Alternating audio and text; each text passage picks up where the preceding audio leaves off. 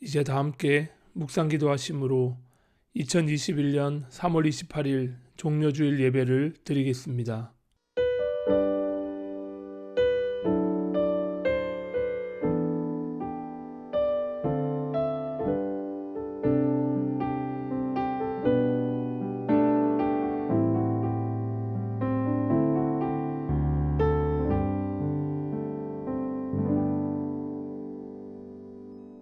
시온에 따라 크게 기뻐할지어다. 예루살렘의 딸들아 즐거이 부를지어다. 보라, 내 왕이 내게 임하시나니 그는 공의로우시며 구원을 베푸시며 겸손하여서 나귀를 타시나니 나귀의 가장 작은 것 곧 나귀 새끼니라. 우리에게 하늘 뜻을 전하기 위해 낮고 낮은 땅 위에 볼품없는 사람의 몸을 입고 오신 주님, 오늘도 예배를 통해 주의 겸손을 본받고 주님께서 보여주신 모범대로 살아가는 법을 깨닫기 원합니다. 우리 예배를 받으시고 한없는 주의 은총을 허락하옵소서. 예수님 이름으로 기도합니다. 아멘. 이 시간 오직 예수뿐이네 찬양하겠습니다.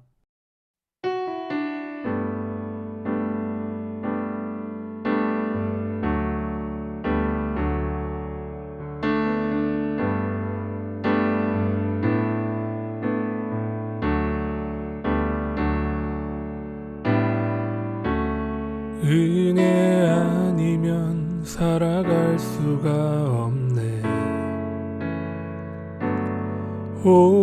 호흡마저도 다 주의 것이니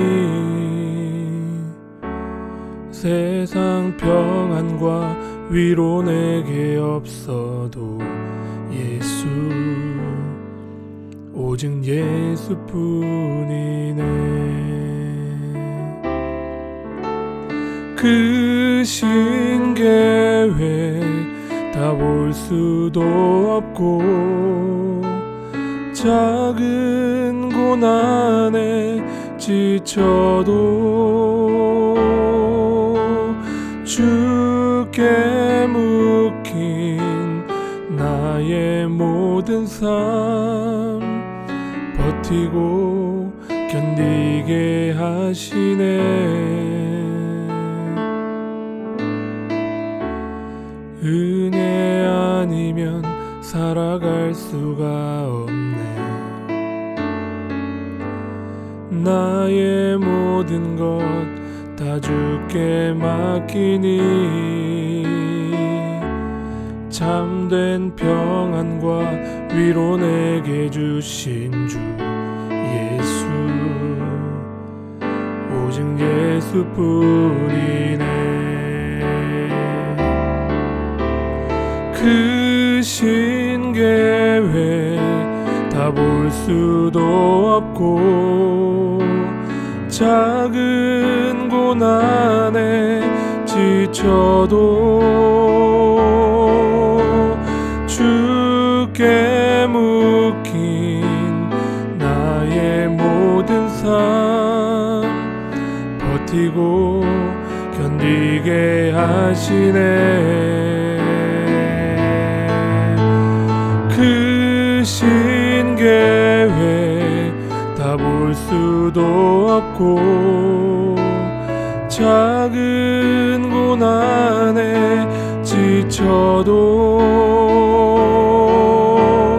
주께 묶인 나의 모든 삶 버티고 견디게 하시네.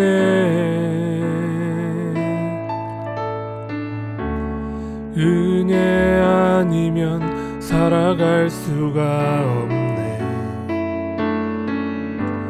나의 모든 것 다 주께 맡기니 참된 평안과 위로 내게 주신 주 예수, 오직 예수뿐이네.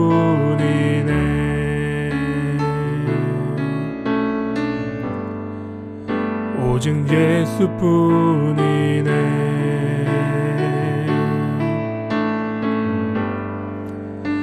오직 예수뿐이네.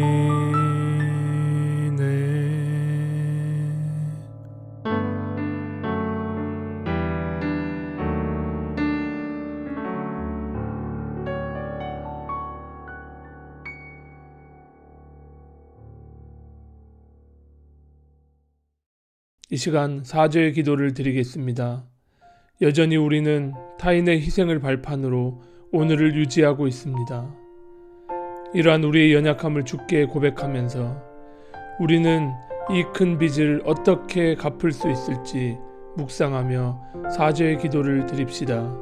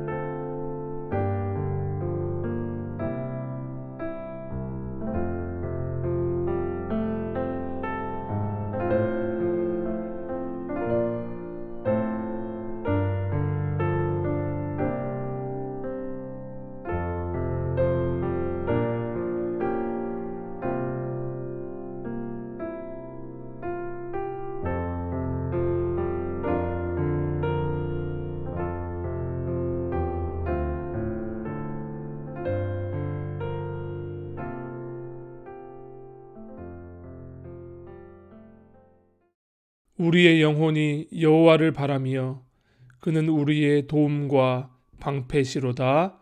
아멘.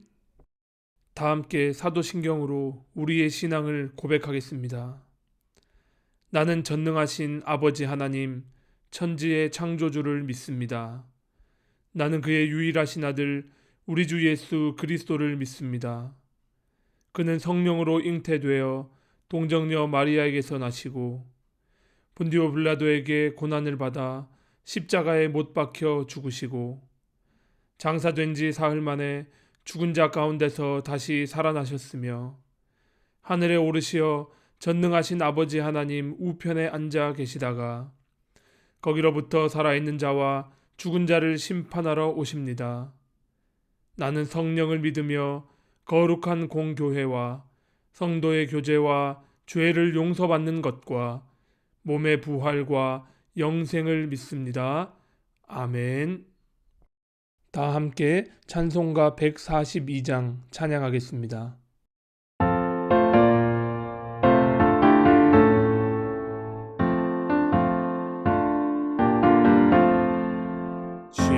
시온에 오시는 주 호산나 찬송하며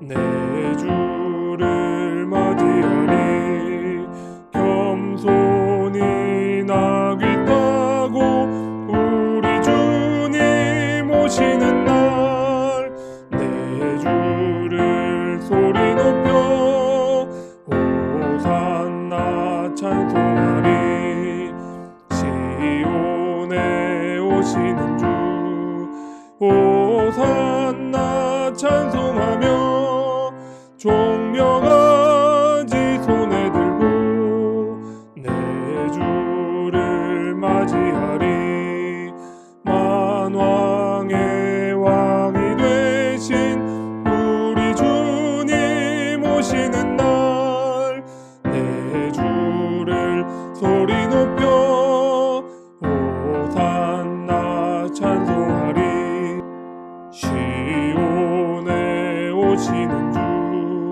호산나 찬송하며 모든 백성 노래하며 내 주를 맞이하리 만민의 구주 되신 우리 주님 오시는 날 내 주를 경배하며 호산나 찬송하리. 이 시간 다 함께 공동의 기도 드리겠습니다.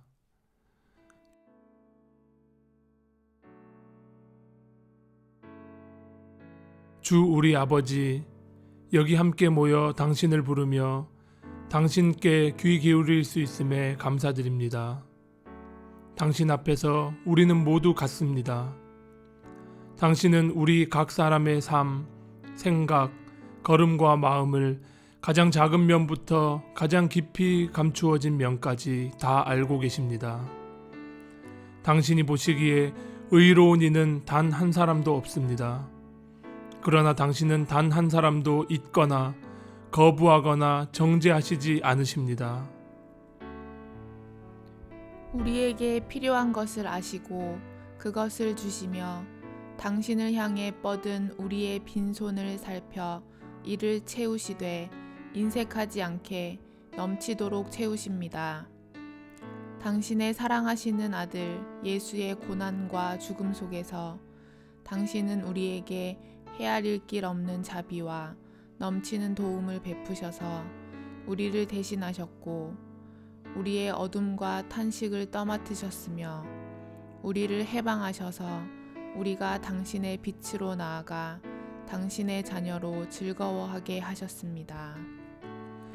이제 그의 이름으로 구하오니 우리 각 사람에게 선하신 성령을 주셔서 이 시간 우리가 당신을, 우리 자신을 또 서로를 더욱 잘 알게 하시고 당신이 우리 앞에 두신 길, 바로 예수가 십자가에 달려 고개를 떨구고 죽음을 맞이한 길, 영원 전부터 그랬던 길을 따라 우리의 마음 상태가 어떠하든 선뜻 용기를 내어 걸음을 떼게 하소서.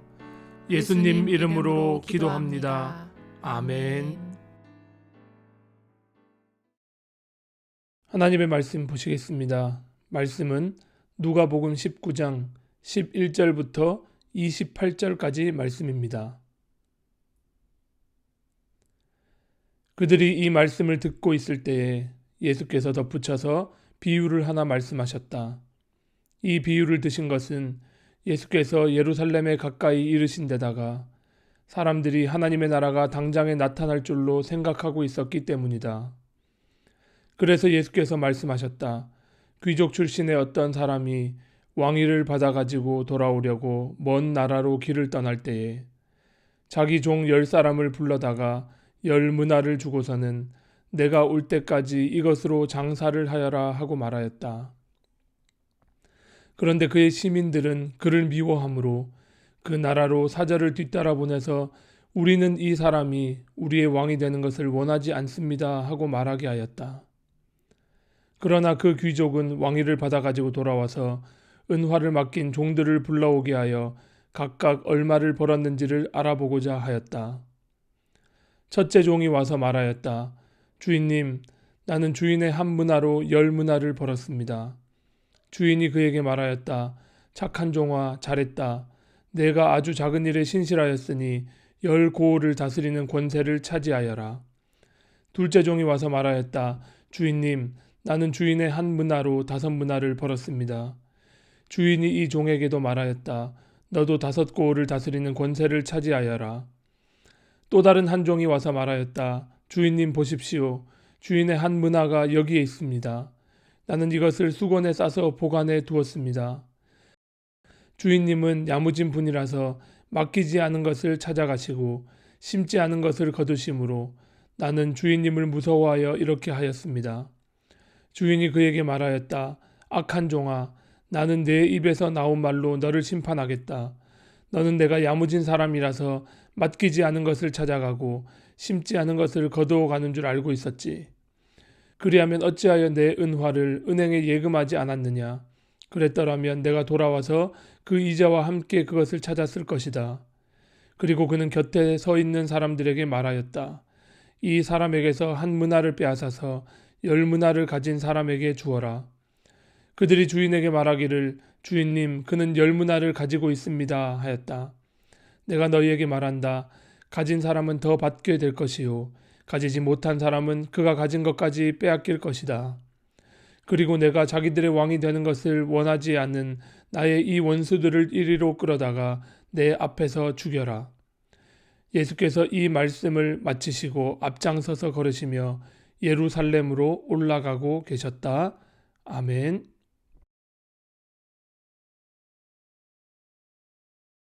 성도 여러분, 안녕하세요. 한 주간 잘 지내셨나요? 오늘은 종려주일입니다.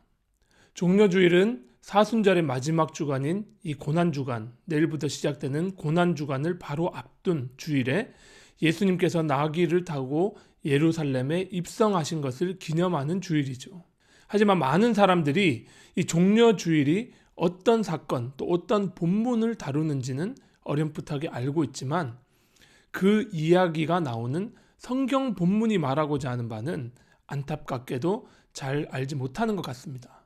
따라서 저는 오늘 본문 말씀을 통해서 종려주일에 우리가 기념하고 기억해야 할 것은 무엇인지, 또한 돌아보아야 할 우리의 삶의 태도는 무엇인지 같이 한번 살펴볼까 합니다. 자, 그런데 눈치 빠르신 분은, 이 성경 봉독을 집중해서 하신 분들은요, 여기까지 듣고 나면 분명 어떤 궁금증이 드실 겁니다. 오늘 성경 본문은 일명 문화 비유인데 종려주일과 무슨 상관이 있는 거지? 이렇게 말입니다. 하지만 적어도 누가복음에서 오늘 본문은 이 예수님께서 예루살렘에 올라가시는, 입성하시는 내용과 아주 깊은 관계가 있습니다. 어떤 관계가 있는지 자세히 살펴보기에 앞서서 먼저 우리가 해결해야 할 문제가 있는데요.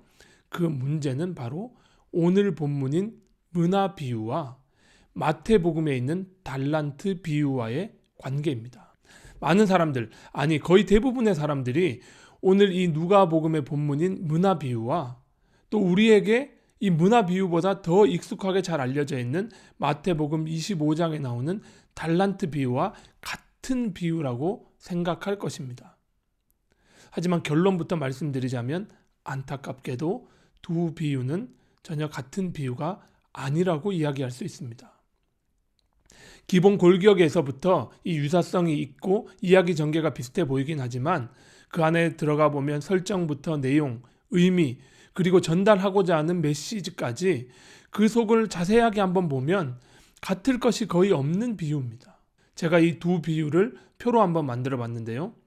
대략 이렇게 눈으로 한번 보시죠. 한눈에 보시면 그 차이점들이 몇 가지 눈에 들어올 것 같습니다. 기본적으로 이름에서 나오듯이 눈에 띄는 것은 마태에서는 돈의 단위를 달란트, 아주 비싼 화폐 단위를 쓰고 있고요. 누가에서는 문화, 아주 싼 화폐 단위를 쓰고 있습니다. 또 마태에서는 3명의 종에게 각각 5달란트, 3달란트, 그리고 1달란트씩 차등하게 돈을 지급하고 장사하라는 명령도 하지 않고 그냥 갑니다. 하지만 누가에서는 10명의 종들에게 각각 한 문화씩 동등하게 주고는 장사를 하라고 명령합니다. 마태복음에서는요, 분명 이 달란트와 거기에 따라서 남는 이윤을 경제적인 측면을 부각해서 다루고 있는데요. 반면에 문화 비유는 그 비유의 처음부터 끝까지 경제가 아닌 정치적 이야기를 다루고 있음을 여러 군데서 암시하고 있습니다. 이 같은 차이점들은 그냥 단순히 조금 소재가 다른 사소한 차이점들이 아닙니다. 아마 대부분의 사람들이 마태복음의 이 달란트 비유의 관점에서 누가복음의 이 문화 비유를 보기 때문에 누가복음에서 말하고자 하는 이 문화 비유의 본질이 전달되지 않는 것 같아 보입니다.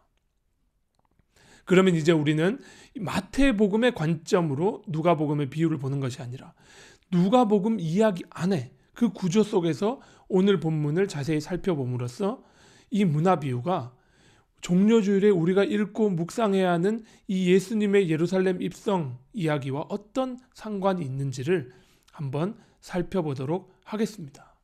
그럼 본문을 처음부터 자세히 한번 보겠습니다. 누가복음의 문화 비유는 시작부터 마태복음의 달란트 비유와는 분명히 구분되는 지점이 있습니다. 마태와 달리 누가는 예수님이 왜 이 비유를 말씀하시는지를 분명하게 명시하고 있습니다. 자, 오늘 본문 11절에 이렇게 기록되어 있습니다. 이 비유를 드신 것은 예수님께서 예루살렘에 가까이 이르신 데다가 사람들이 하나님의 나라가 당장에 나타날 줄로 생각하고 있었기 때문이다. 자, 우리가 배우고 아는 바를 한번 떠올려 봅시다. 생각해 보면 공관복음, 마태, 마가, 누가라는 공관복음에서 예수님의 사역의 중심지는 분명히 예루살렘이 아닌 갈릴리 지역이었습니다. 특히 누가복음에서는 소외된 자들을 찾아 그 소외된 자들의 친구가 되어주시고 그들의 목소리를 대변해 주시는 예수님의 모습이 아주 강하게 부각되고 있습니다.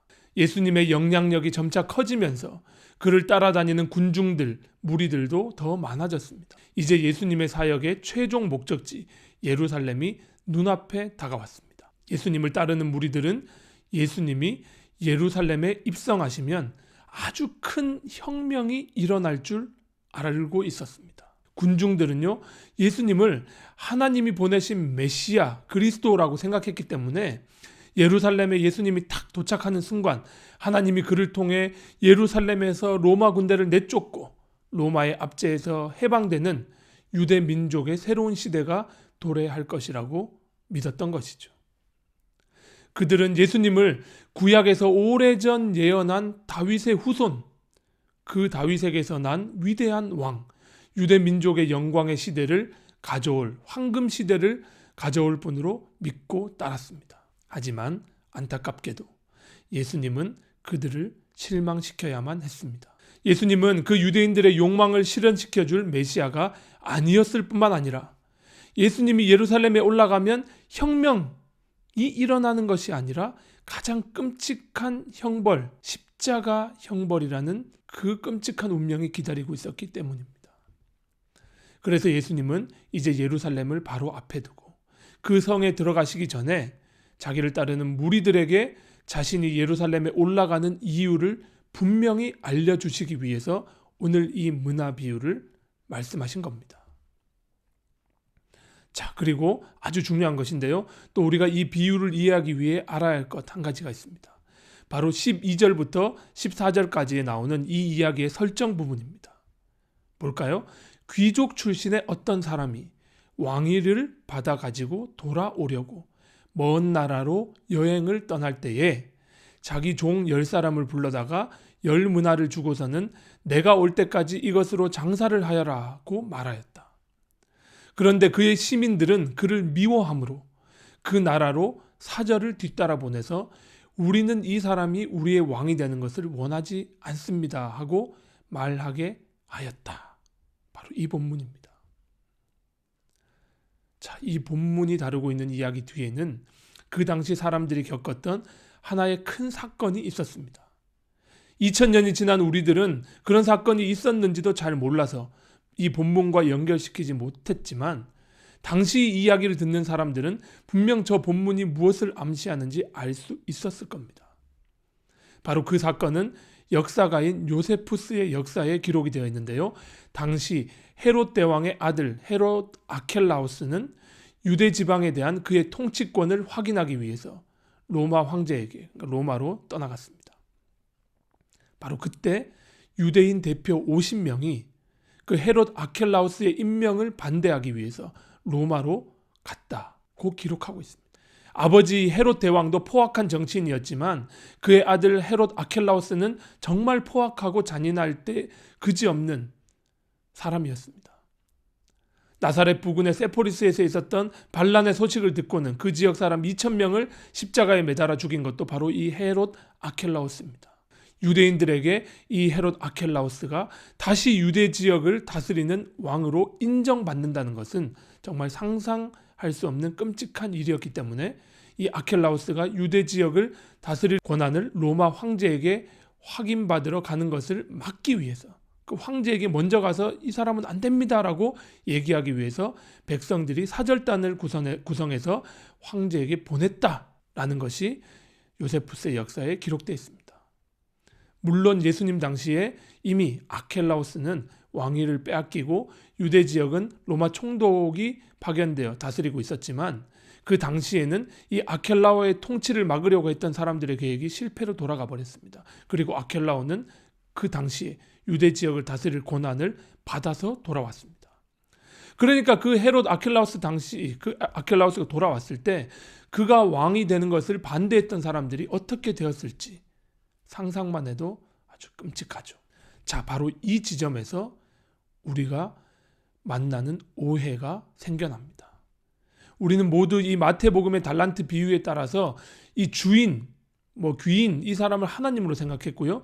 달란트를 받은 사람들은 우리, 그리고 달란트는 재능 이런 것들로 해석하면서 이 생각을 그대로 이 누가복음의 문화 비유에 대입을 해왔지만 누가복음에서 이 왕의 자리를 확인받기 위해 떠난 사람은 하나님이 아니라 헤롯 아켈라우스를 연상시키는 상징하는 정치 폭군을 가리키고 있는 것입니다. 그 귀인은 마태의 주인과는 달리 한 문화, 고작 우리 돈을 환산해서 보면 2만 원, 유로로 보면 한 20유로도 안 되는 돈으로 장사해서 남기라고 명령하고 떠납니다. 그리고 돌아와서 세물하기 시작하죠.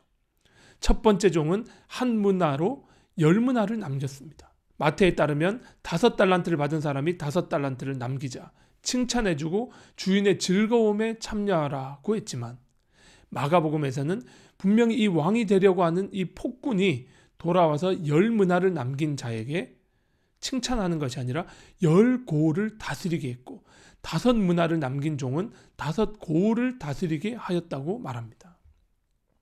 분명히 누가의 문화 비유는 마태와 달리 정치 권력의 문제를 다루고 있는 것이죠. 자, 그리고 이 두 종이 지나가고 드디어 세 번째 종이 등장합니다. 자, 이 세 번째 종은 남은 8명의 종을 대표하는 사람으로 등장합니다. 그는 자기를 제외한 7명을 대신해서 그 왕권을 얻어온 그 귀인에게 저항합니다. 저는 당신이 주신 한 문화를 수건에 그냥 싸두었습니다. 자, 이것은 마태복음에서 이 세 번째 종이 한 행동인 땅에 한 달란트를 묻어 놓은 것과는 또 다른 행동입니다. 당시 전쟁 때문에 돈이나 귀중품을 보관할 방법이 없어서 땅에 묻어두는 일은 빈번했습니다. 그것은 돈을 보관할 수 있는 하나의 방법이었죠. 땅에 묻는 것은요. 만약 남의 것을 보관해 주다가 땅에 묻었는데 도둑을 맞았다고 해도 그 묻은 사람에게 배상의 책임을 묻지 않습니다. 하지만 당시의 법에 따라서도 자기 돈이 아닌 것 또는 주인이 맡겨둔 것을 그냥 수건에 싸두고 도난을 당한다면 부주의하게 보관했다는 이유로 돈을 배상해야 될 의무를 지게 됩니다. 더군다나 마태의 주인은 달란트를 그냥 주고 떠났지만 누가의 귀인은 분명히 장사하라고 명령을 하고 갔는데도 이 세 번째 종은 그 폭군에게 가서 저는 돈을 그냥 수건에 싸서 보관만 했는데요. 도로 당신이 가져가세요. 그리고 얘기합니다. 공동 번역에 이렇게 돼 있죠. 저는 당신이 아주 지독한 분임을 알고 있습니다. 당신은 맡기지도 않은 것을 찾아가고 심지도 않은 데서 거두시기에 저는 무서워서 이렇게 하였습니다. 라고 말이죠. 이것은 명백한 저항의 메시지입니다. 게으른 게 아니죠. 장사하라고 했는데 하지 않고 그것도 수건에 싸서 보관했다고 떳떳하게 말하고 그리고 당신은 아주 지독한 사람이라서 고약한 짓을 많이 한다고 면전에 대놓고 이야기하니 말입니다. 그때 그 귀인이 하는 이야기와 행동을 보십시오. 그 종을 악하다라고 책망하면서 27절 말씀에 내가 자기들의 왕이 되는 것을 원하지 않은 나의 이 원수들을 이리로 끌어다가 내 앞에서 죽여라고 말합니다. 자, 보십시오. 이것은 그냥 장사를 안 해서 게으르다고 책망하거나 벌을 주는 것이 아닙니다. 지금 이 나머지 종들을 대표하는 세 번째 종이 이 귀인이 왕이 되기를 원하지 않는 사람의 대표이며 그 나머지 종들을 모조리 끌고 와서 죽이라는 이야기죠. 자, 이 본문은요, 고작 2만 원, 20유로 주면서 장사 안 했다고 사람들을 다 죽여버렸다, 이런 말을 하고 싶은 것이 아니라 나머지 죽임을 당한 이들이 그 귀인이 왕이 되기를 원하지 않았기 때문에 정치적 죽임을 당하게 되었다는 것을 표현하고 있습니다. 장사라는 명을 어겼으면 그에 맞는 벌을 받아야 하지만 그에게 또 그들에게 내려진 판결은 장사하지 않은 죄가 아니라 그가 왕이 되는 것을 원하지 않는 것을 근거로 사형이 내려진 것이죠. 억울한 정치적 죽음을 맞게 되는 겁니다. 자, 그럼 제가 여러분에게 한번 질문해 보겠습니다. 이 예수님이 하신 비유에 예수님이 들어있을까요? 눈치 빠른 분들은 아마 눈치를 채셨겠지만 예수님은 바로 세 번째 종이라고 할 수 있습니다. 이제 예루살렘을 눈앞에 두고 예수님은 정치적 종교적 억울한 판결로 죽임을 당하게 될 것입니다. 로마의 정치는 백성들을 억압하였고 성전 중심의 기득권들은 거기에 한 번 더 백성들을 갈취했습니다. 2번 죽이는 것이죠. 예수님은 성전에서 그 기득권자들의 잘못을 폭로할 것이며 백성들은 지금껏 그들의 권위에 말없이 눌려 있었던 7명의 종과 같이 억눌려서 할 말도 못하고 있었습니다. 그런데 예수님은 정치 권력자들과 종교 권력자들의 위선과 거짓을 드러내셨고 그것이 드러나게 되면 바로 그들은 예수님에게 다른 죄목을 씌워서 죽게 만들 겁니다. 이런 죽음이 바로 예루살렘에서 예수님을 기다리고 있었습니다. 그런데 사람들은요, 반대로 예수님이 예루살렘에 올라가시면 당장 혁명이 일어날 것을 기대하고 있었다는 것. 예수님은 그들의 마음을 잘 알고 계셨습니다. 그래서 그들에게 자신이 어떤 일을 하다가 어떤 죽음을 죽을지, 즉 폭군과 같은 권력자들에게 민중들을 대신하여 항거하다가 죽임을 당할 것임을 아셨습니다. 또한 예수님의 길을 함께 가는 이들도 나머지 종들과 같이 장차 그 7명의 종들이 함께 죽었던 것처럼요, 장차 순교할 이들이 많을 것임을 암시해주고 계신 것이죠. 원래 오늘 본문은 우리가 가진 성경에 이렇게 단락 나누어져 있는 끊어 읽기로는 27절에서 끝나지만 사실 그렇게 끊어 읽으면 이야기의 전개가 흐트러집니다. 흐름이 끊어집니다. 따라서 오늘 본문은 오늘 읽은 28절까지 끊어 읽는 것이 바람직합니다. 이 비유를 마치시고 예수님은 앞장서서 걸어가시며 예루살렘으로 올라가고 계셨다. 28절은 이렇게 마무리하고 있습니다.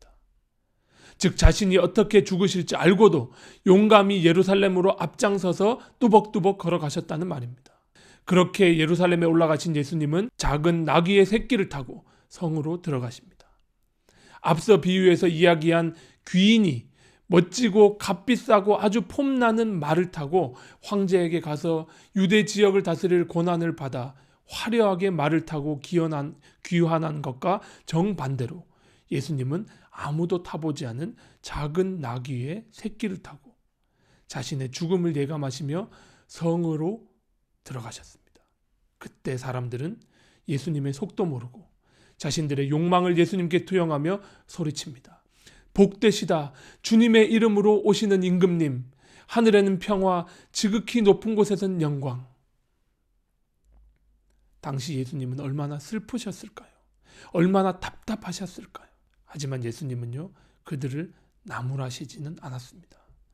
아마 그들의 인생이 얼마나 고달팠는지 아셨기 때문이겠죠.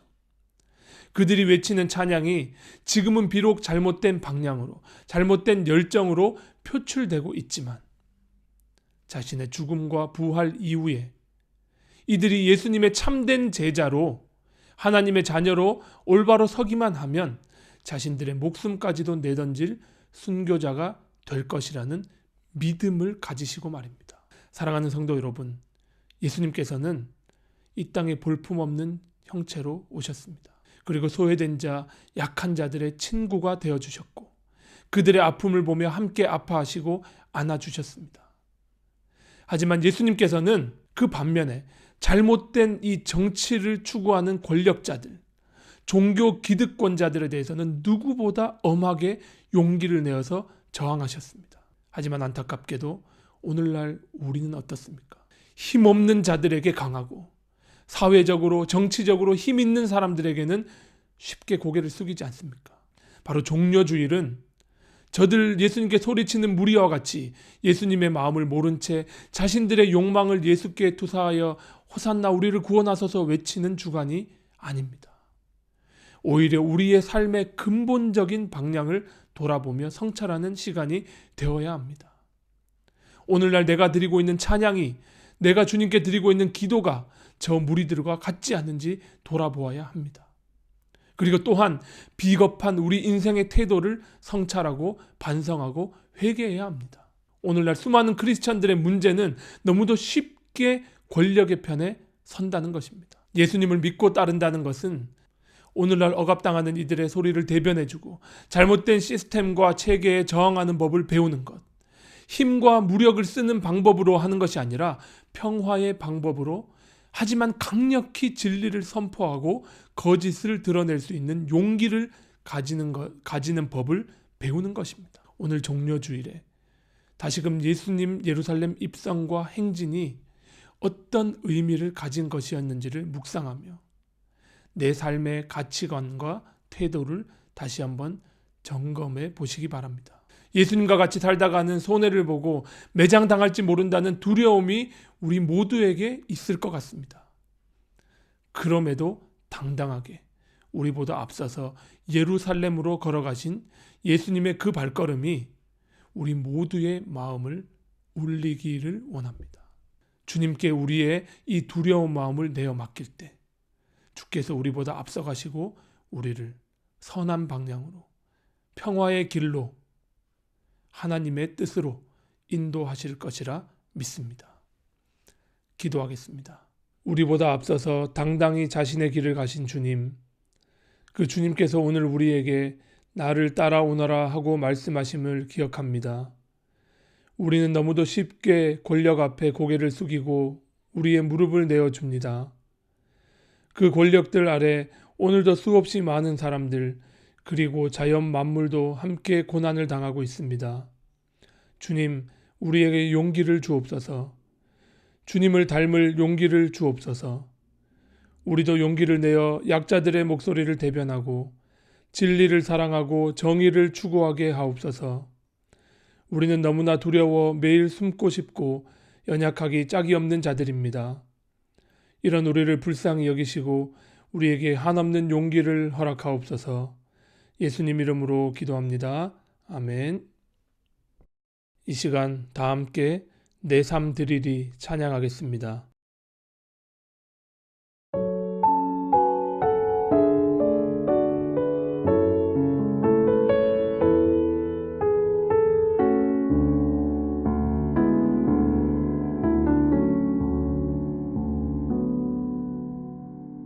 소망 없는 내 삶에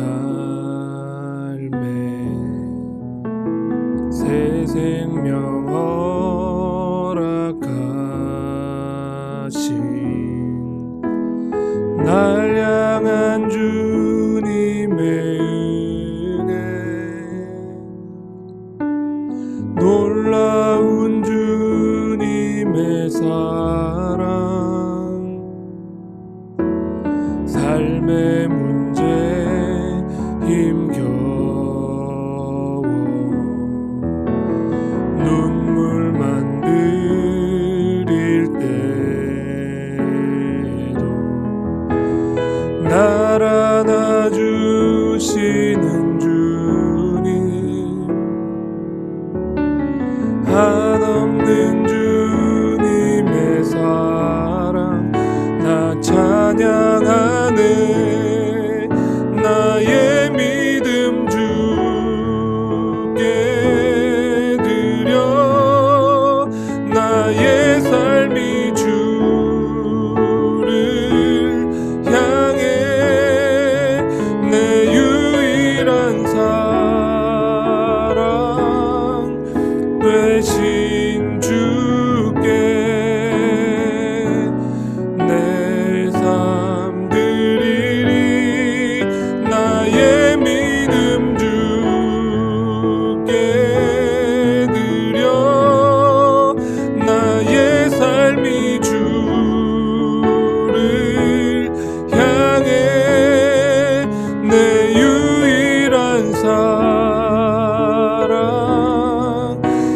되신 주께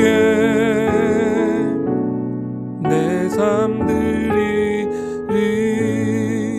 나의 믿음 주께 드려, 나의 삶이 주를 향해 내 유일한 사랑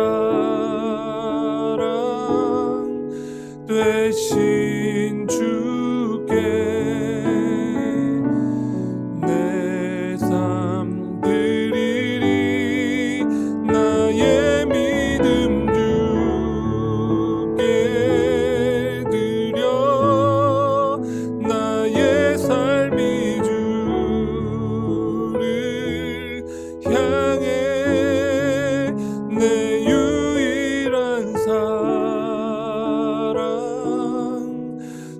되신 주께 내 삶 드리리.